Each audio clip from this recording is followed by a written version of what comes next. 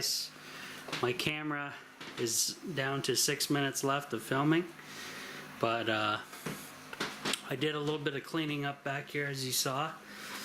I have now, one thing I did since the battery box is no longer here, I've been using this Nature's Head composting toilet for at least a year now.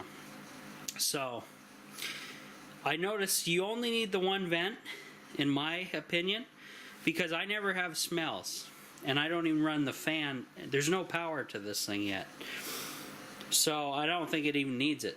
So what I did to keep things a little warmer in here is I shoved paper towel into my exhaust hole there, and also into the side of the toilet. So the only air that's coming in and out is through this hose there near the water totes. And I kind of cleaned a little bit of stuff up here. I have to clean this big mess up, and then I have to put all my switches and electronic stuff for the solar away. I'm going to continue to work on the silicone, but I'll quickly get the FLIR thermal camera going again to see what we're up to now.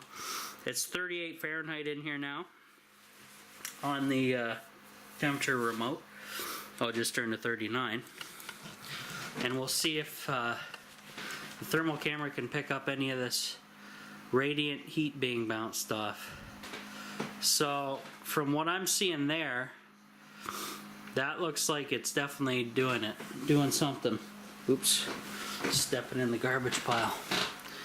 So we have the fireplace, we got the floor again, and it looks like the walls, the heat on the walls area is growing, or it's picking up the reflection of it. And then you can kind of see up on the top where that light is reflecting, you can get the reflections up there. So that's actually what I'm seeing. So that's what you want. You want that stuff to be reflecting back, you know, you want it to be reflecting back all over the house. This side is looking yellow. That's probably because it's morning and the sun's coming up on this side. But this side, being the south, is not yet warm until the sun gets overhead and past. But it's hard to tell with this camera. But as you can see, the reflecting, the survival blanket is working. However, how I have it set up is it has to travel through the wood, hit the blanket, and then bounce back. So basically, the plywood sheets that are right there are being bombarded with the heat and are basically going to warm up and lock it in as like a thermal mass type situation. So, but I'm pretty impressed so far. It's coming up to temperature quickly today. So no complaints there.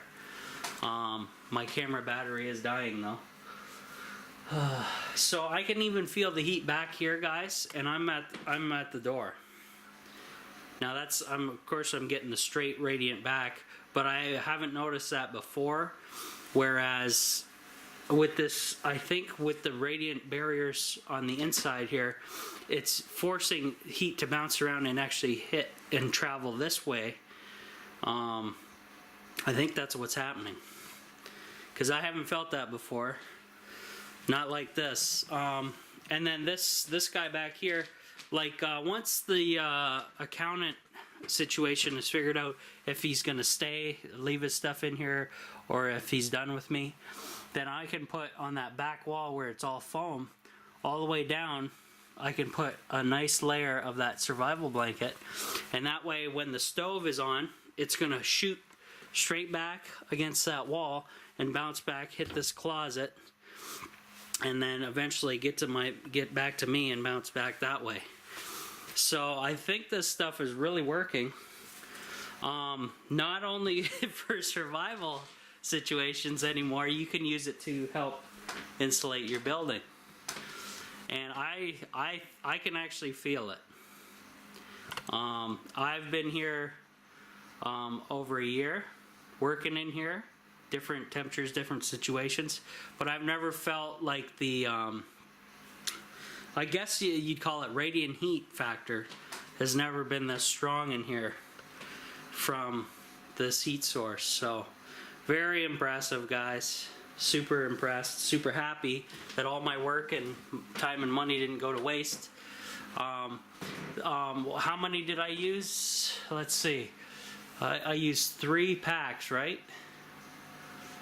Yeah, three packs at $2.50 a pack. That's not a lot of money to improve your house heat factor quite a bit. That's pretty nice. Now, I was skeptical too because High-Tech Guy 18 Stu, I didn't meet him till after the house was insulated, so I wasn't able to incorporate this stuff. That's why I'm doing it now. He recommends the bubble stuff that's way more money, but it's reflective. It's basically bubble wrapping packing material that you get in shipments, and then they put like a mylar on both ends of it, both sides. They basically put this stuff on both sides, and it's good. It's sturdy. It's not gonna tear on you, but this is the cheaper stuff, and it seems to be working. This is the actual stuff they tell you to take out for survival in the woods. Now, the problem with that is this stuff is easily torn. Twigs and sticks will tear this in a heartbeat. It's noisy in the wind. If you wanted to sleep, try and get some sleep wrapped in one of these. Good luck, because you're gonna have it's gonna be rattle all night. But right now, since they're fixed in position and they can't really be harmed because the plywood and insulation's protecting them on both sides, they're working out for me pretty awesomely. And I couldn't believe that. Like, this is just an experiment that I did, and the stuff works. So the actual survival blankets do work. However, I don't know if I'd use this type exactly out in the woods or in the survival situation. I would get something more rigid. They do have more rigid, they make tarps even that has this stuff embedded in it so it doesn't rip. That's what I would recommend getting. Creative Redundancy, one of my followers who's into the survival prepping stuff, he recommends that stuff as well, because this, he knows from experience, this stuff is thin, can rip easily, and you want something that's going to last, because if that's all you have for a blanket out there and it gets shredded, well, you're done. So my camera's yelling at me to cut it off, and I will be doing that. So that's it for now, guys. I think we got a success here. And I only have, it's not even the full length of the tiny house done. It's just past the heat source a bit. And I don't think I'm going to do back by the shower and the totes, because what's the point of that? Because that's kind of like a cold zone. But I will try and do, you know, from that seam on down. However, I'll have to remove some my plumbing fixtures and stuff to do so. So lots of work ahead, but I'm out of that material for now until the spring, till Dollarama gets it back. That's where you can buy those. If you don't have a Dollarama, you can go to like surplus stores and get that stuff, or eBay or any of those places. Looks like this. Try and get the largest ones you can if you're doing what I'm doing, insulating a building, you know. So yeah, that's it for me, guys. I think we had quite a success here. I can feel the heat. I'm at the bedroom and I can feel the heat now. This is, I could never do that before. I'm actually feeling like a radiant heat into my face right now. So once the ceiling is done and this place is buttoned up, it's gonna be nice.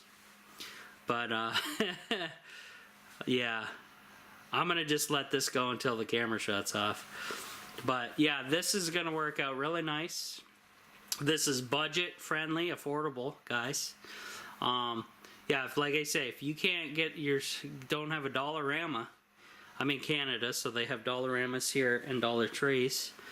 I don't know even if Dollar Tree sells this stuff, but I have never seen it at mine. But I know the U.S. Dollar Tree has a lot, way more stuff than we get. We get the leftovers from you guys, basically. But this is pretty impressive. Very impressive. And I only got one wall done. Imagine if I get this side done, what it's going to be like. I can do a video on that once that's done. And then once the ceiling's done, holy crap. That little wood stove, or not wood stove, but that little propane stove is going to be awesome. Really awesome. Super efficient. So basically that improves my insulation factor heavily. I can't believe this little film of reflective material Mylar actually works. But I guess the boys at NASA know what they're talking about, because they use this stuff. So